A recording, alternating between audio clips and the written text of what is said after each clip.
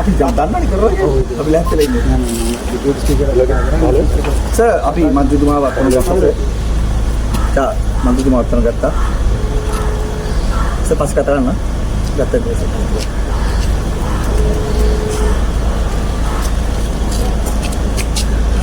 අවස්ථාවක් වලදී හැබැයි මම එදා නඩුවෙන් ඇවිල්ලා එනකොට ඔයගොල්ලෝ නම වර්තලා තිබ්බනේ.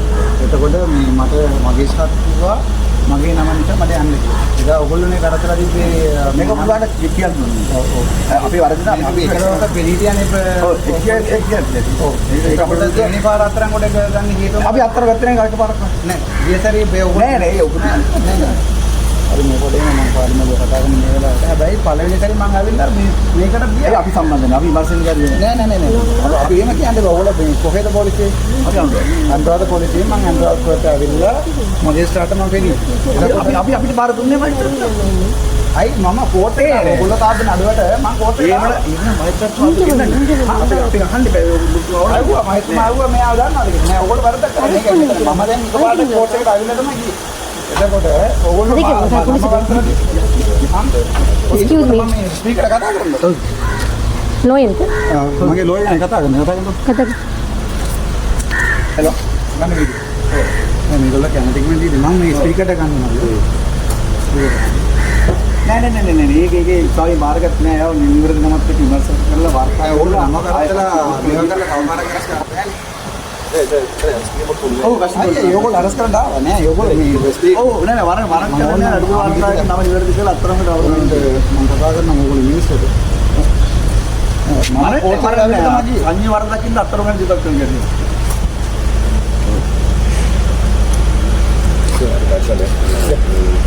Hello. ඕගොල්ලෝ වන්න අරස් කරලා ඇදගෙන යන්න. ඒක කිසි අවුලක් නෑ. මම ස්පීකර්ට කතා කරලා දැනුවත් කරාවි කියලා අහන්න තමයි. ඒක සර් පිළිවෙල පුරා. මොනවද? කියන්න තමයි. මේ කියන්න බෑ මේක සිංහලෙන් කියන්නේ. කතා කරන්න බෑ. මේක මම අදානායක ශ්‍රී ලංකා පාර්ලිමේන්තුවේ ඒකයි විශේෂ දෙකයි. ඒ පරණ එකක් නෑ. ඒකයි විශේෂ දෙකයි කියන්නේ කවදද දෙන්නේ? තවත් මේ පරණ එකක්. Okay. ඔව් පරණ එකක්. මම ඒකෙන් පස්සේ මගේ ස්ටාර්ට් කතා කරලා මම මේ කෝස් එකට ඇවිල්ලා ගියා. Inde kiya. පායි කවිස් දෙක. ඒක අලුත් එක අපිට ආවා. තව එකක්. Inde kiya. පරණ එකක් ගන්න. හරි එකයි. මම මේ කවිස් අපි අරස් කරේ නෑ. එකවිස් අපි අරස් කරේ නෑ. එරා තියෙන්නේ මම කෝස් එකට ආවානේ. එතකොට ඔයගොල්ලෝ නම වරද්දක් කරන්නේ. Okay. මේ එකවිස් අපි අරස් කරේ නෑ. අපි අපිට කියන උත්තරේ. මම ඔයගොල්ලෝ දාපු නඩුවට මම කෝස් එකට ආවා. මේ පාර ඔබතුමා නම අපිට දුන්නේ නෑ. අයි ඔයගොල්ලෝ වැරද්ද නමක් දෙකට මගේ අපිට නම දුන්නේ නෑ. නම අපි ප්‍රතිපත් කරේ නෑ. මම ඔක්කොම දීලා කිව්වා. පොලිසිය රතු ප්‍රතිපත් කරේ නෑ. ඔයා ලෝය නෑ දැන් මාව අතරන් කොට ගන්නවා නම් අනිවාර්යයෙන්ම ඔයගොල්ලෝ කියන්නේ මම පාර්ලිමේන්තුවට යනවා. Arrest panna mundukku. ඔව් දැන් මම ඔයගොල්ලෝ ස්පීකර්ට කිව්වා කියලා මම ඔබතුමාගේ ඕන අතරන් කොට ගන්නවා නම් ඔයගොල්ලෝ අනිවාර්යෙන් ස්පීකර්ට ඉන්ෆෝම් කරලා තියෙනවා. ඒක මොකද මේක 1:22යි පරණ එකයි. එකයි ඉතින් දැන් ඔයා වරද කරලා නෑ ඕක පාර්ලිමේන්තුවේ එක. ඕකෙන් පස්සේ මම නඩුවට ආවා. ඔයා මට අතරන් කොට ගන්න බෑ ඩොකියුමන්ට් එකක් නැතුව මම පාර්ලිමේන්තුවේ මේක තාවන ඩොකියුමන්ට්. හරි. ඒක කිසි අවුලක් නෑ. මම ඉල්ලන්නේ ඔබතුමාට ස්පීකර්ට දැනුවත් කරපු ඩොකියුමන්ට් එකක් තියනවද නැත්ද කියලා. මේක තමයි අපිට තියෙන්නේ. ඒක පළවෙනි 22 එකකින් පස්සේ මම නඩුවට ආවිල්ලා ගියා. නඩුව ඕක පරණ එක. ඒක කතා කරලා ගන්නේ නෑ. ඒක කතා ස්ත්‍රීමක් කරාවු. නෑ අතරන් ගත්තේ නෑ. අපි විමර්ශන අවසන් මම නෑ. ඒකෙන් පස්සේ නඩුවට ආවනේ. අපි විමර්ශන අවසන් නෑ. තුන්වෙනි පොඩේ ඉන්නව මම ඔයාගේ ඉස්සරහ යාළුවා මම ගන්න ආස කරනවා. මට ඩොකියුමන්ට් එකක් පෙන්නන්න. ඔයගොල්ලෝ නෑ අනිවාර්යෙන් මේක ඔයගොල්ලෝ ස්පීකර්ට දැනුවත් කරන්න. අපි කරලා ඔබතුමා අහන්න ස්පීකර් එකෙන් මිනිස්සුන්ට කතා කරලා අහන්න. අපි දැනුවත් වෙනවා. අහන්න. අපි දැනුවත් කරලා තියෙන ඔබතුමා ඔයගොල්ලෝ මේ වරදක් කරන්නේ කිසි අවුලක් නැහැ. ඔයගොල්ලෝ රාජකාරිය ඔයගොල්ලෝ කරන්නේ. හැබැයි ඔයගොල්ලෝ රාජකාරියේ වරදනකොට මට අහන්න අයිතිය. ඔව් ඒ අයිතිය එක මම අහන්නේ මගේ ස්පීකර්ට අප්ලෝඩ් කරපු මොකක්ද තියෙනවා. ඔබතුමාට ලියුම් පෙන්නන්න බැඳිලා නැහැ. ඔබතුමාට අහන්න පුළුවන් මේ මේමයි මාව අරස් කරනවා නම් ඕගොල්ලෝ දැනුවත් කරා කියලා මොකද එකක් වෙන්න අපි ගාව දෙන්නේ මේක. ඕකේ පළවෙනි මාසේ 22 ඔය ඩේට් එක බලන්න. ඒ ඩේට් එක හරි ඒක අරස් කරේ නෑ තාම. මෙහෙමයි මේකෙන් පස්සේ මම නඩුවට ආවනේ. ඒ අපි අරස් කරේ ඒකයි කියලා මේක දැන් අරස් කරන්න බෑ. නඩුවට ආපු දිනේ කවද්ද? ඔයගොල්ලෝ නඩුවක් නෑ දාලා ඔබතුමා නඩුව දිනේ කවද කියන්නේ 27 27 හරි 25 20 averages Next date, no 3rd. ඒක February 3rd අද 29 ඔව් මම ඒකෙන් පස්සේ නඩුවට ආවා ඒ ආවට අත්තරවීමක් උන්නේ මෙහෙමයි ඕගොල්ලෝ දාපු නඩුවට මම නඩුවට පෙනීටට පස්සේ ආයෙ අරස් කරන්න මොකද ඔබතුමා අපිත් එක්ක යන්න එන්න දැන් එන්න බෑ ඇයි මම ස්පීකර්ට කතා කරා මම පාර්ලිමේන්තු මන්ත්‍රී කෙනෙක් මම ස්පීකර්ට කතා කරලා ස්පීකර් දනුවත් නම් මම දෙනවා එච්චරයි තියෙන්නේ ඒක සියවුන නෑ කතා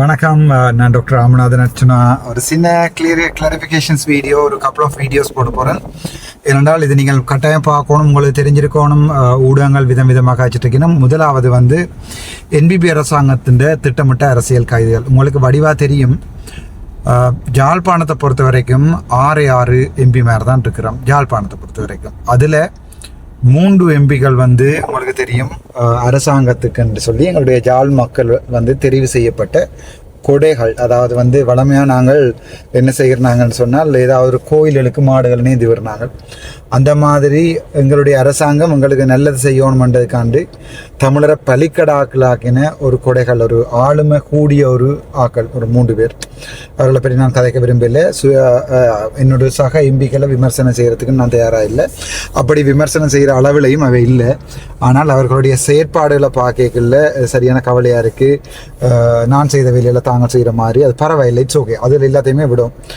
ஆனால் அந்த திட்டமிடப்பட்ட என்பிபி அரசாங்கத்தின் கைதுன்றது தான் சரியான கவலையாக இருக்கு என்றால் உங்களுக்கு வடிவாக சொல்லுறேன் 2025 ஆண்டு ஜனவரி மாதம் 20ஆம் தேதி நடந்த பிரச்சனைக்கு 21ஆம் தேதி நான் பாராளுமன்றம் போய் 22ஆம் தேதி நான் தெளிவாக மீண்டும் நீதிமன்றத்துக்கு போயிருந்த பிறகு அவர்கள் பிள்ளையாக சுலோச்சனா என்ற பெயரை இட்டிருந்தார்கள் அதற்கு பிறகு நீதிபதி என்னை போக அனுமதிக்கின்ற அடிப்படையில் நான் போயிருந்தேன் 22ஆம் தேதி எங்களுடைய ஸ்பீக்கருக்கு அறிவிக்கப்பட்டு ஸ்பீக்கர் ஒரு கடிதம் கொடுத்திருக்கார் பட் அது சம்பந்தமாக ஒரு தமிழன் என்று சொல்கிறதுக்கு வந்து நாங்கள் பெருமைப்படணும் என்னடா எங்களுடைய தமிழர்கள் துரோகிகள் இருக்கு நம்ம அது மட்டக்களப்பில் கருணாவாக இருக்கலாம் பிள்ளையானாக்கம் துரோகிகள் இருக்கலாம் ஆனால் உள்ளொன்று வைத்து புறம் ஒன்று பேசுவது எங்களுடைய தமிழர்களுடைய வரலாற்றில் வந்து சரியான ஒரு குறை 1-2 பேர் தவிர ஸ்பீக்கர் வந்து ஒரு கடிதம் ஒன்றை 22ஆம் தேதி கொடுத்திருக்கிறார் என்னென்றால் பாராளுமன்றத்தின் செயற்பாடுகளுக்கு இடையூறு விளைவிக்காமல் நீங்கள் அவரை என்னவும் செய்யலாம்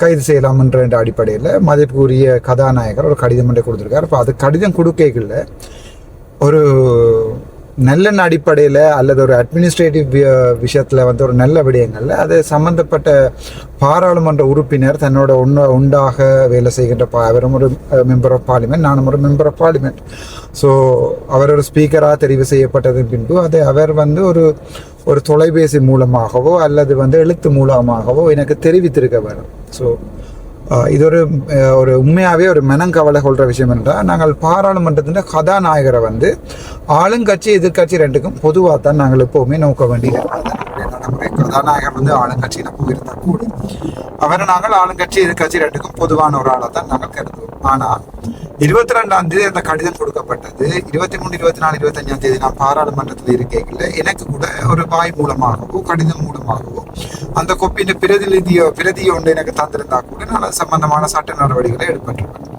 ஸோ அவர்கள் என்ன செய்யறதுன்னு சொன்னால் உங்களுக்கு தெரியும் இந்த ஒரு வளமையாக எந்த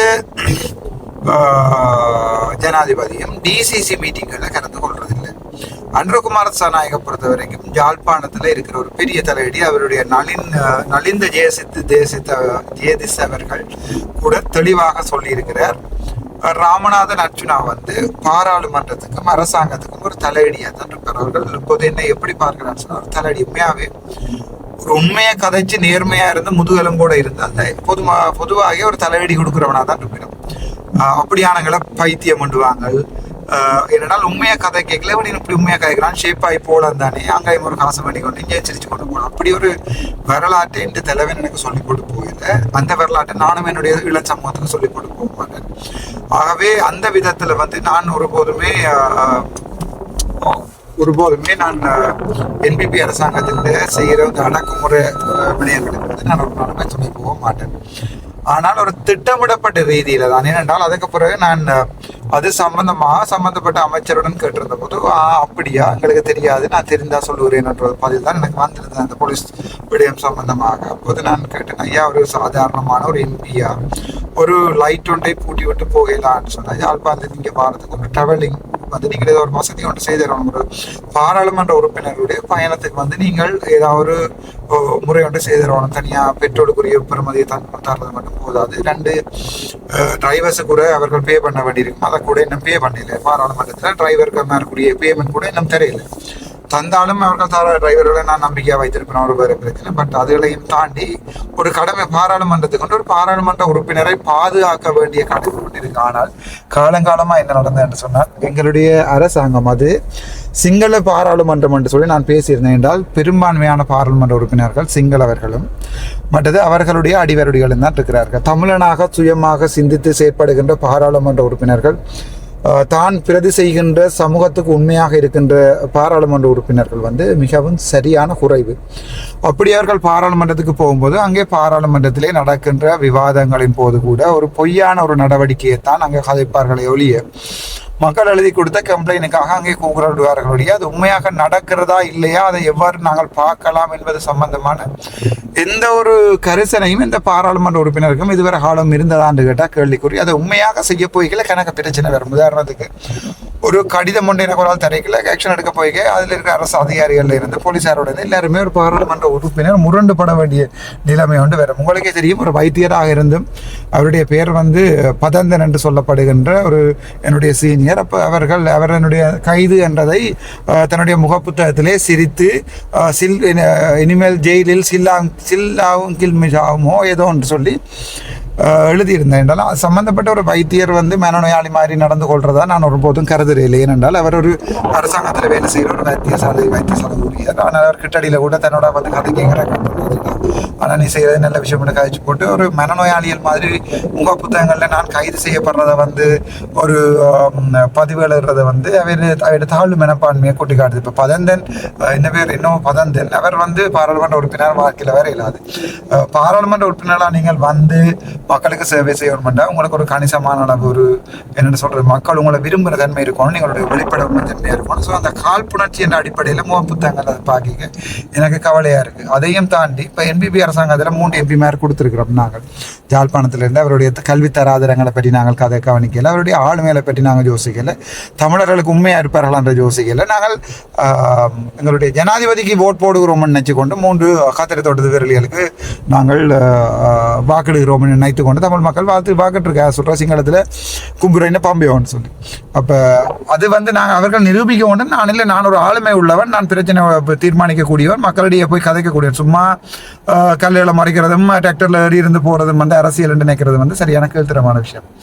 ஸோ அந்த விதத்தில் அவர்களை இழிவாக கதைக்கிற அளவுக்கு கூட நான் யோசிக்கலை. என்னென்னு சொன்னால் எனக்கு சரியான மெனக்கவலை இவர்களுடைய திட்டமிட்ட செயற்பாடுகளும். என்னடா நான் கைது செய்கிறதுக்கு முன்னே காலமே கூட ஒரு சில பேட்ட முக புத்தகங்கள் இன்று யாழ்ப்பாணத்தில் ஒரு பெரிய கைது நடக்கலாம் என்று சொல்லி நியூஸ் வந்திருக்குது. சம்மந்தப்பட்ட என்பிபி சம்மந்தப்பட்ட ஆக்களுடைய இதில் நியூஸ் வந்திருக்கான்னு சொல்லி எனக்கு சொன்னவே நான் பார்த்தேன், ஸ்க்ரீன்ஷாட் அனுப்பியிருந்தேன். ஸோ நான் கைது செய்யப்பட போகிறேன்றது என்பிபி அரசாங்கத்துக்கு தெரிஞ்சிருக்குமா இருந்தால் ஏன் இந்த திட்டமிடப்பட்ட இந்த கைது செய்தலும் ஜனாதிபதி வரைக்கும் ஒரு கேள்வியை நான் கேட்கக்கூடாது, ஒரு பொதுமக்கள குரலாக இருக்கக்கூடாது. நீங்கள் ட்ரை பண்ணுங்க, ஏன் பயப்படுறீங்க? பயப்பட தேவையில்லை. நீங்கள் ஒரு சாதாரணமான எம்பிக்காக இவ்வளவு பயப்பட்டு குத்தி முறிய வேண்டிய தேவை என்ன? எனக்கு அது விளங்கலை. ஏனென்றால் அப்படி ஒரு நிலைமைக்கு நீங்கள் வந்திருக்கிறீங்கன்னு சொன்னால் உங்களுக்கு நீங்களே ஒரு சுய விமர்சனம் மட்டும் செய்து கொள்ளுங்க, அவ்வளவு கீழ்த்தரமான நிலைமைக்கு போகிறீங்கன்னு சொல்லி. என்பிபி அரசாங்கம் பொறுத்த வரைக்கும் அவர்கள் ஒரு டம்மிகளாக தான் இருக்கிறார். என்ன சொன்னால் எங்களோட பொதுமக்களுக்கு வேறொரு ஆப்ஷனுமே இல்லாமல் தான் என்பிபி அரசாங்கத்துக்கு வந்து இப்போ சஜித் பிரேமதாச மற்றும் ரணில் விக்ரமசிங்கே மற்றும் அன்றகுமார் சனாயகம் 3 பேருக்கு மட்டும்தான் எங்களுடைய வாக்கிடுவதற்குரிய சான்ஸ் இருந்தது. மற்றொரு பாராளுமன்றத்தின் ஜனாதிபதி தேர்தலில் இருந்த ஒருத்தரையுமே நாங்கள் கணக்கெடுக்கலை. அதில் நான் 3 பேரையுமே பரிசீலிச்சு நான் உங்களுக்கு வடிவாக தெரியும். முதல் நான் யோசித்தது வந்து எங்களுடைய அரியநேந்திரனுக்கு போடுவோம் உண்டு. அதுக்கு பிறகு அது ஒரு டம்மி பீஸ், அப்போ அது பிரயோசனம் இல்லை. அதுக்கு பிறகு நான் யோசித்தது சரி ரணில் விக்ரமசிங்கக்கு போய் கதைச்சு பார்ப்போம் அவருடைய கருத்து என்னண்டு.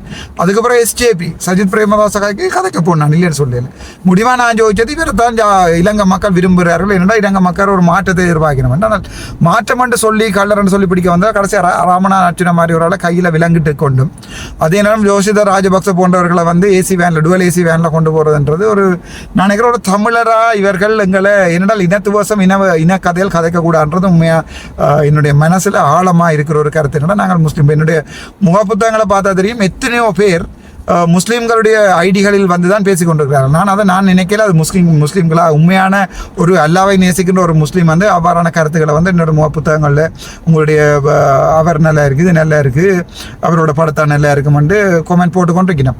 ஒரு அல்லாவை நேசிக்கிறவன் ஒரு அம்மாவிற்கு பிறந்தவன் என்று நினைத்துக் கொண்டிருவன் தன்னுடைய தந்தையை ஒரு ஆள் என்று நினைத்துக் கொண்டிருக்கிறவர்கள் நான் நினைக்கிறேன் அந்த மாதிரியான ஒரு முகப்புத்தக கருத்துக்களை இடமாட்டார்கள். இது முஸ்லீம்களுடைய பேரிலே வேறு வேறு ஆக்கள் தான் ஐடியலை திறந்து கொண்டு முஸ்லீம்களை எதிராக நான் ஒரு கருத்தை இடட்டும் என்ற அடிப்படையில் அந்த மாதிரி கருத்துக்களை போட்டு ஒரு இனம் சம்பந்தமான ஒரு புரட்சியை ஏற்படுத்தி கொண்டிருக்கிறேன். நான் அப்படியான ஃபேஸ்புக் ஐடியில் பிளாக் பண்ணி கொண்டிருக்கேன்.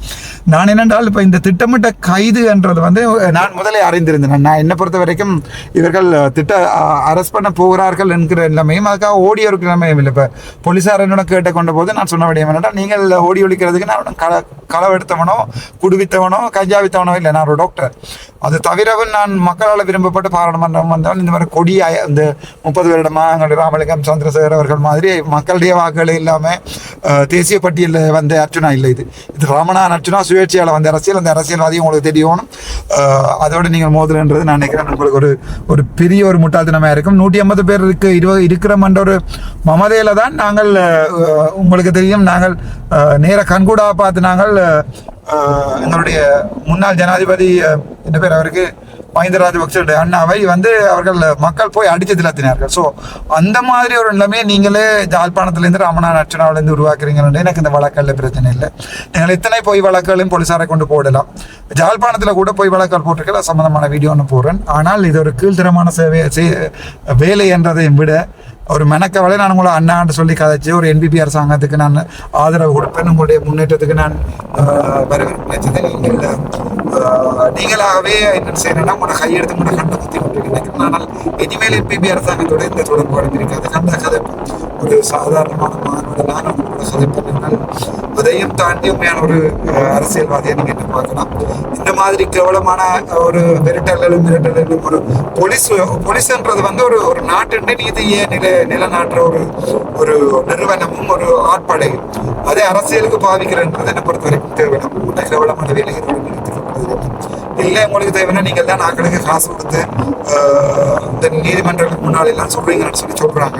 அப்படி என்ன சொல்றாலும் பரவாயில்லை. நன்றி, வணக்கம்.